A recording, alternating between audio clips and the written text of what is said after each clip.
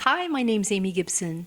These are the Jesus interviews. I'm sharing with you what I believe are the responses of Almighty God and Jesus to my prayers. As they speak to me, I just write down their words, and then I share this with you with the very best of intentions to benefit society. This is for your own conversation, contemplation, and not advice.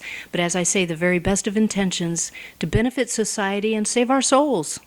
Almighty God and Jesus tonight said that they would like to speak about this. The title of tonight's work, The Passover.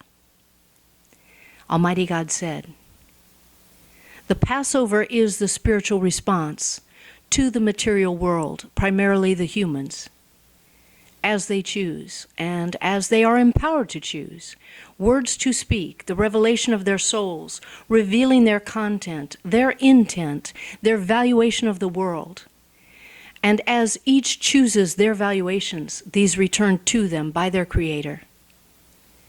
The Creator of planet Earth, all living creatures, miracles exquisite in every way, yet devalued by the creations themselves. And so the critics better suited elsewhere, said Almighty God. Listener, would you please gaze into space at the other planets and imagine survival on the other planets and compare the quality of life there? Listener, you are a creator made in the image of God, and your purpose endowed as a human to create solutions for world peace, the condition of planet Earth before the humans, and we pause. And the humans filled with the virtue of their own intelligence without the need to seek wisdom from their Creator, who gifted them the blessing of life on this sacred planet, and many destroying it instead, and this coming to an end. And the critics will do what they do, criticize this, said Almighty God. And then Almighty God said, world peace is the future.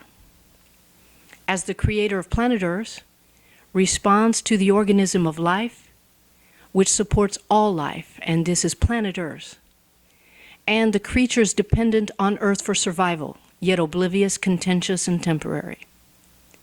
Human beings created for the purpose of taking care of the planet, proliferating abundance, the paradise of its origin, and this will be the future. And the peacemakers are the survivors to continue the preservation of world peace. And world peace is safety, prosperity, not poverty, yet paradise for planet Earth, said Almighty God. And then Almighty God placed his arm around his greatest pride and joy, his son Jesus, and listened with great interest to Jesus' words of wisdom.